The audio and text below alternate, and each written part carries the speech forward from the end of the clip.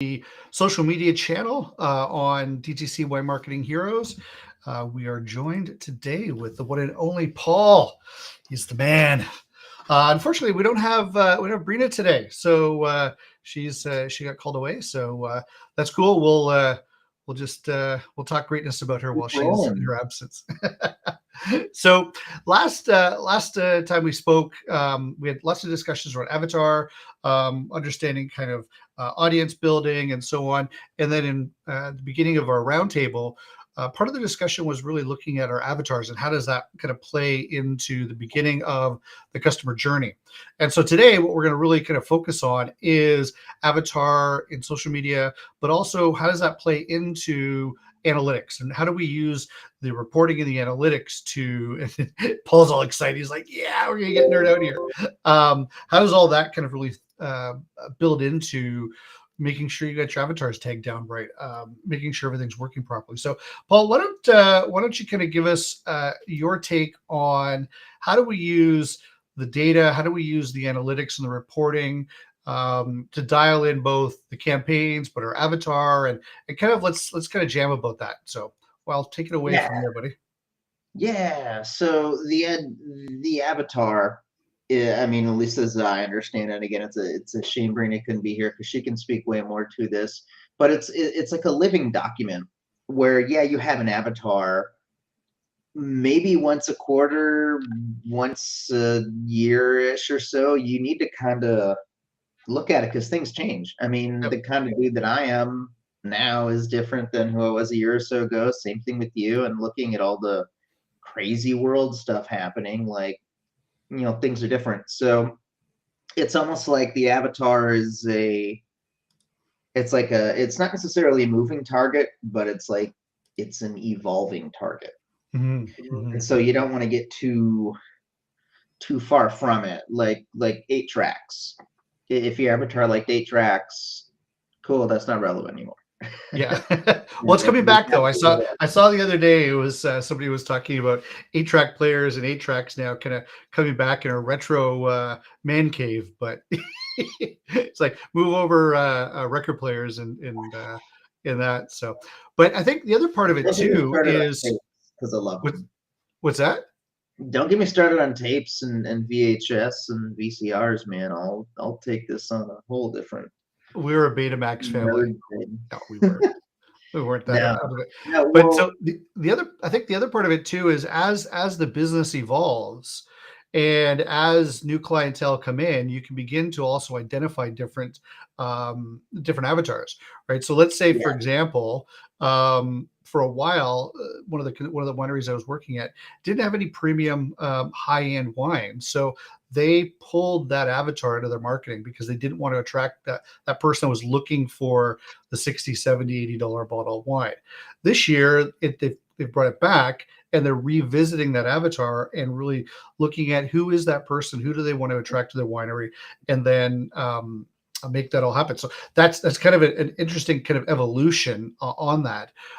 So Paul, how does this then turn? How do we look at data? And I know I know you've got some stuff teed up.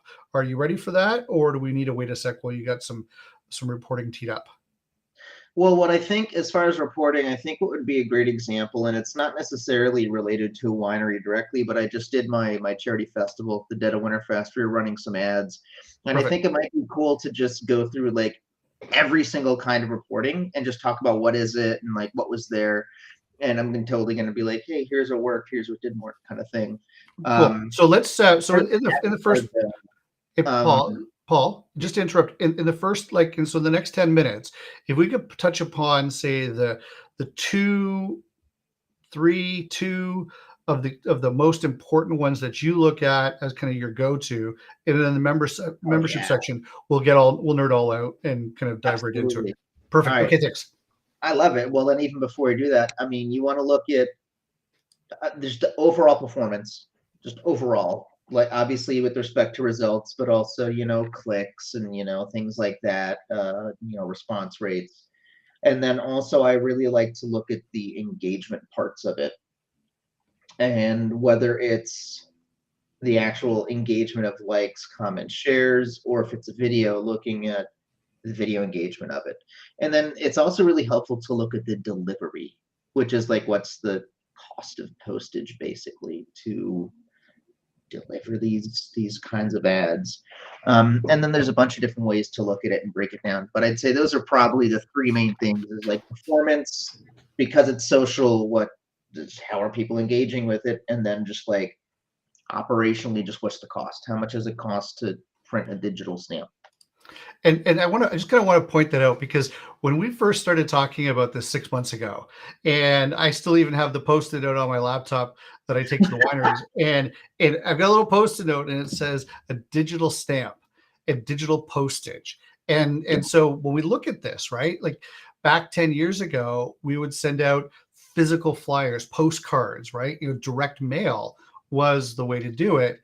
And Paul helped me understand and position that around the concept of, well, we're actually sending digital postage. We're paying digital postage on those digital messages that we're putting out. So it's no different. And from an ad spend perspective and from your overall marketing strategies, that becomes a critical distinction. Is I'm actually sending out these digital postcards, paying digital stamps and digital postage. So anyway, I think that's a really good clarity conversation of where do we position this? Because if you go home tonight and you look in your mailbox, there is physical postage that was paid to get those flyers in your mailbox, and our business and what we do is no different. So anyway, I just want to call that distinction out.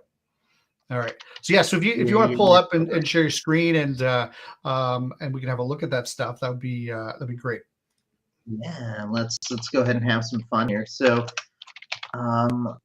ads manager is this guy, and then I should probably share my screen around this guy. And everything's sounding good over there. Yeah, everything's absolutely working. Yeah, I think at the bottom there's the screen share. Okay, it's grayed out. Why would they grayed out? Let's see. Oh, so I want this screen. No. It's okay. So go ahead and actually, I think this is my idea. There we go.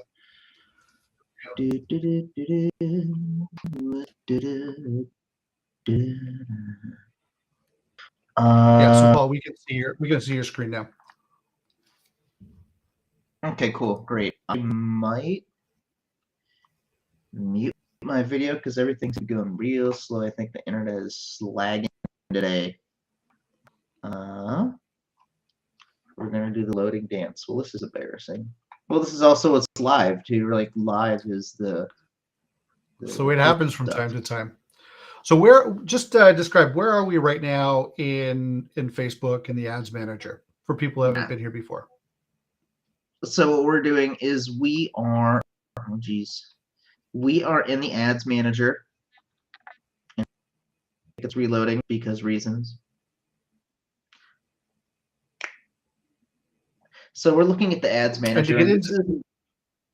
Pardon? Oh, go on. Actually, let me stop. Let me refresh all this. I think Chrome's having a fuddy-duddy kind of moment.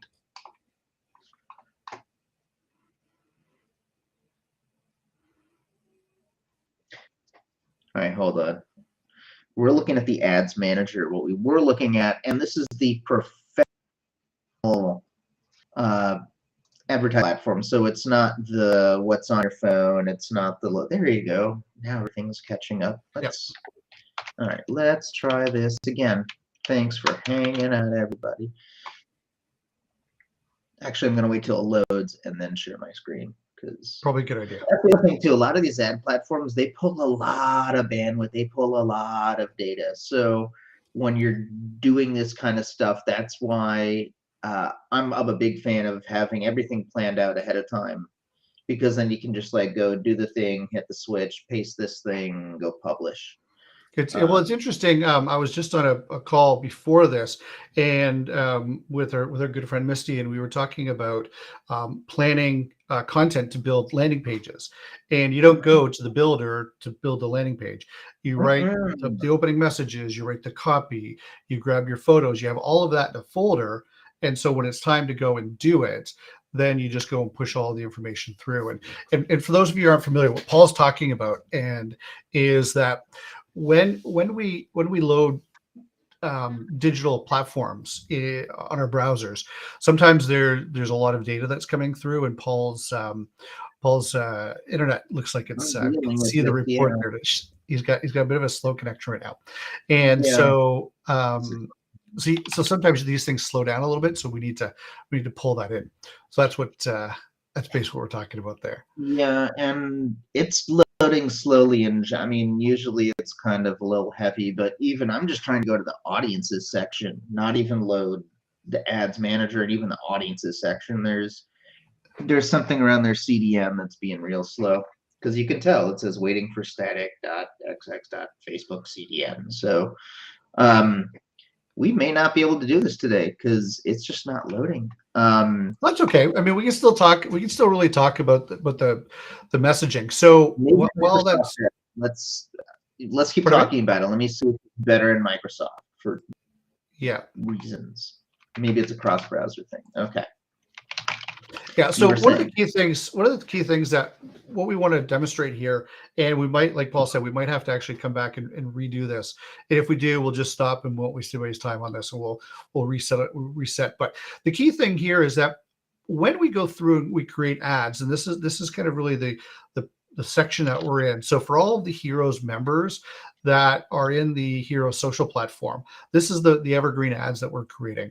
So what we're trying to understand is if we have an avatar that is a couple, say 35 to 50, maybe even a little bit younger, but 35, yeah, let's say 35 to 45.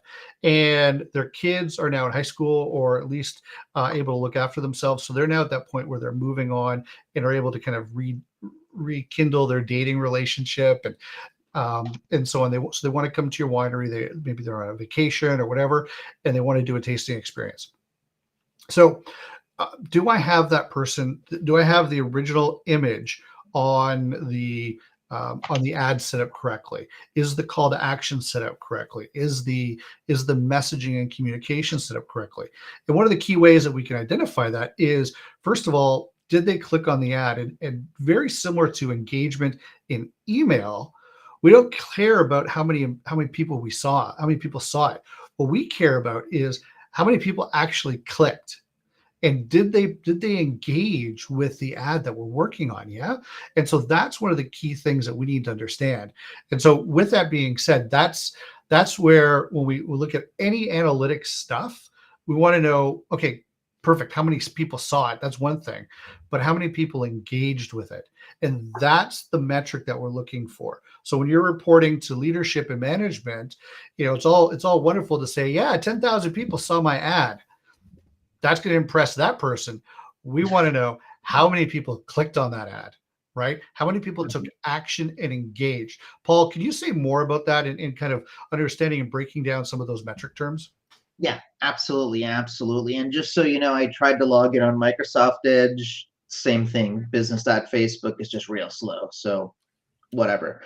And you're absolutely right because impressions. Okay, great. But did that lead to a click? And not even just a click. Is it a landing page?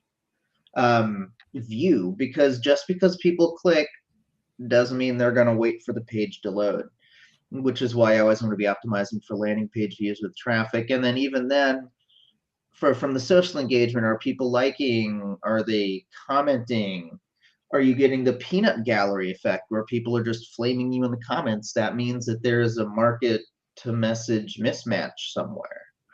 It's very easy to say like, oh, I've spent $1 billion in ads, but like, what did that come out to at the end of the day on the other side? Was that 100,000 bottles of wine that got sold? So, um, yeah, you're right, because there's the vanity metrics of like, yeah, these big numbers look good, but it really is about the effectiveness, because at the end of the day, we're trying to get people for bookings, we're trying to get them to go to the shop. even if it's just something to try to get them to join our list or like our page, just something like that. Like, are we getting the results we're paying for? Yep. Because at the end of the day, we're in different auctions. I'm in the purchase auction. I'm in the traffic auction. I'm in the page like auction. Are we getting those? When you say auction, what do you mean by that? Well, that's how all online advertising works and how a lot of advertising works. It's an auction where it's me as advertiser A against advertiser B, then beyond. We bid so much for the right to run an ad. And then if we win that bid, great. We won that ad inventory. Got it. And now when it's time, when Facebook believes someone's in a landing page mood, or someone's in a watch a video mood, or a purchase mood, because it's all predictive, it's all machine learning and AI. Because I won the right to run the ad inventory, I won the auction for that inventory. Cool, now it goes. And that's why it's kind of like it's like a 2-layer auction. That's why, yeah, I can bid $1,000 a lead, but maybe my CPM only ends up being $15 because What's CPM? Sorry, the cost per 1,000 impressions. Right. So thinking about it like flyers, the cost to print 1,000 flyers. Yeah, perfect. Yeah, some people are new to the language and the terminology of that. So, okay, so let's just and just so everyone knows, I'm over here and I'm spinning on mine too. So, and I've got like because I'm hosting all the lives, I've got like just dedicated for this machine bandwidth. Like I'm just looking here and I'm sitting at 935 download and 54 uploads. So I have no throughput here on my computer. So, and I'm stuck. So, yeah. So this is a Facebook thing. Just happened. yeah, It's happening Facebook. today. So. Yeah. So anyway, we're gonna do a little freestyle on this one. We'll wrap this section up. We're gonna come back. Paul and I will do kind of a recording when the time's optimal, and we'll post it up in the link. I'll host that up, but because we want you to really understand how the avatar and your avatar is. Yeah, Yeah, it's important. But let's just kind of wrap this conversation up here for a second, and let's go to that landing page. Excuse me. Let's go to that landing page example where. So we're paying, we're auctioning, we're going through the auction. We won the bid to put the ad through, and Facebook has predictively said this person's interested in a landing page offer. So they're going to go and do that, and they're going to serve that ad up. Now, what do you care about? Do you care about whether they clicked on it or whether they completed the form? You're collapsing things from an objective standpoint. So if my objective is traffic to the website, then I don't care that they clicked. I care that they clicked and waited for the page to load. If you're running, well, I mean, heck, I guess if somebody's going to open the door, I want them to walk through it. I want to only pay for people walking through the door. If they just open the door and they're like, do do do do, and that's it. Because if you look at the data, I mean, if you get 100 landing page views, that might have been 200-ish, 150 clicks. People, right. Unless your site loads immediately, which no site does, you're going to lose people. They're going to click the ad. It's not going to load fast enough, and they're going to go back. I don't want to pay for that. I only want to pay for people where the page actually loads and the metapixel registers that page is loaded. Got it. So tying in something else from my conversation with Misty earlier today is making sure that your page load speed is there. So if you've got heavy graphics and just really heavy overhead on your website, it's going to load slow. Yeah, absolutely. Okay, so collapsing my objectives. So objective number one then is wait for the page to load. That's objective one. What's objective two? The call to action on the page. Okay, which typically would be a fill in the form or click the next step, right? Again, looking Yeah. at a customer journey, you have to understand that each step is a milestone and a measurable event in the Hmm. customer journey. So just to summarize this, and then your call to action is to watch our recording on how we actually go through Think this about live data. storyboarding. Like that's literally storyboarding it out. They're scrolling Absolutely. on Facebook. They see an ad. They click the ad. The page loads. Let's just say they fill out a form. They see the thank you page. Now they get an email from you. My camera's not wide enough, and then like I'll do it. I'll start keep up. And then they do this. Oh, yeah. I gotta go this way, right? And so yeah, Um, that's exactly it. Now you absolutely can run a campaign that's a conversion campaign for a form fill, where you're saying, "Listen, Facebook, I don't even just want them to click; I want them to convert." Um, at this point, it's almost like a philosophical discussion. I would much rather get as many people as I can to the site, let it organically close the people, and then remarket. The remarketing is where it's a specific, no, this is for leads, and that's all I want to pay for, Okay, not so just click just to on it. clarify, and then we'll wrap up for the public group. So there's two different objectives. There's multiple objectives that you can run the ad for, Mhm. but Paul just indicated two different ones. Number Yes. one is number one is is specifically for a form fill, right? So they're gonna optimize that for a form fill. So that customer's got to go through multiple steps to complete that form. The Hmm. other one is page view. And so in that case there, Paul wants them to go to the page view and then let the ability of the page to do the conversion event. And so if they don't convert on that, then we'll do some retargeting in the other side. So now from that It's a perspective, second campaign. A yeah. second campaign. So the question I have is a form fill or a page view, which one is more cost effective? And that's where the analytics come in, right? Is to understand Yeah. that, Yep, right? And that's then exactly it. and Hmm. then second to that question, we'll wrap up here then on this last question is typically is a form fill more expensive than a page view? Oh yeah, 100%.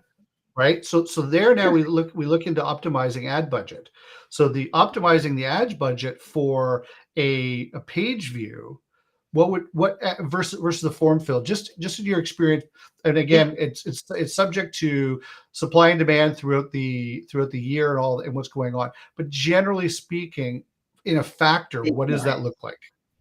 So for baselines, when I'm running traffic, especially off social, I try to hit at least a baseline of $1 per landing page view. Okay.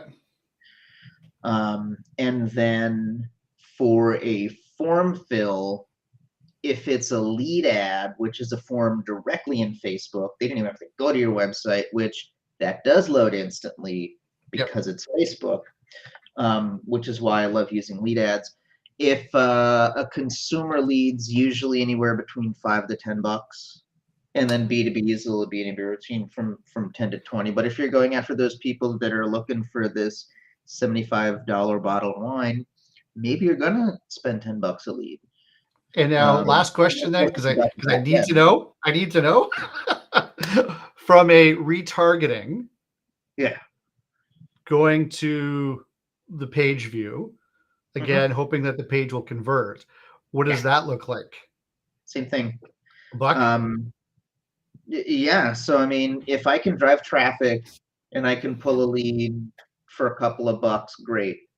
If I remarket and that remarketing becomes a couple of leads, great. I would show this if the thing was loading, but it's not a wine example, but I think it might be relevant because it is targeting consumers.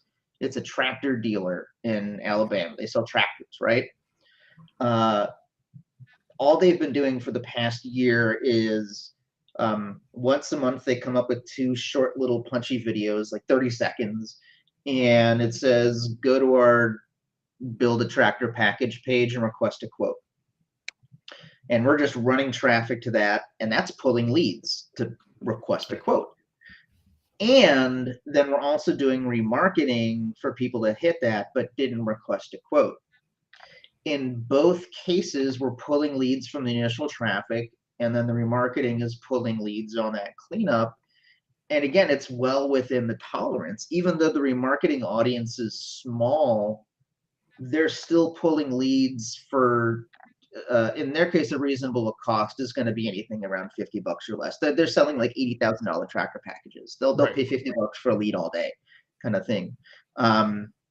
And in their case, I think they're spending $40 on the direct traffic a day, and then $5 for the remarketing, and that's it. But both of those campaigns are pulling leads, and they're both within that tolerance.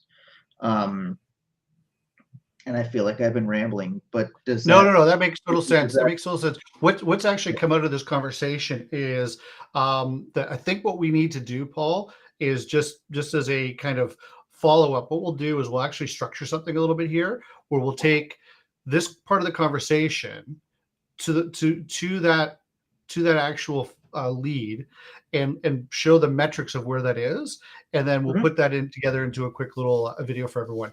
And then with that Cool. being said, uh, down below, subscribe, like. The comments will be, we'll put the video in the comments, and then we'll notify you, and you'll find out when we put that video up. But in the meantime, thanks for hanging out. I hope this was valuable. I mean, again, I learned something every time I talk to Paul. So, and I kind of consider myself quite knowledgeable in this space, but obviously I'm learning as well. So I hope you found some value in it. Comment down below, and blast Facebook for not being able to perform today, not us, because we tried. And Yeah, then yeah, no, that's a bummer. Oh, that's yeah, also one last thing. If you're gonna load ads, do everything you possibly can to not load them on a Friday, because why is that's that? usually when they're pushing code changes, and Hmm. usually like Friday afternoon, like literally noon, 12 p.m., it's usually real unstable. And I've even like published campaigns that just like disappear. So like, who knows what they're doing today, but pro Well, it's only tip, Wednesday today, don't so load anyway. ads. Yeah, So don't check load out ads. part two, and we'll get this back to you. But in the meantime, everyone, have yourself a great month. Check out the other lives that are going on this month. Tomorrow we've got the email side of the conversation with Scott, so that's going to tie in really well and Ooh, to yeah. this discussion. So I'll follow up with Scott on that one, and we'll make sure that Mhm. these dovetail together. But for all of our members, stick around here for a second. We're going to dive into our members only discussion. Let me just turn that off here. So goodbye to you. Goodbye to you. And Yep, let's I got to see. turn off mine too.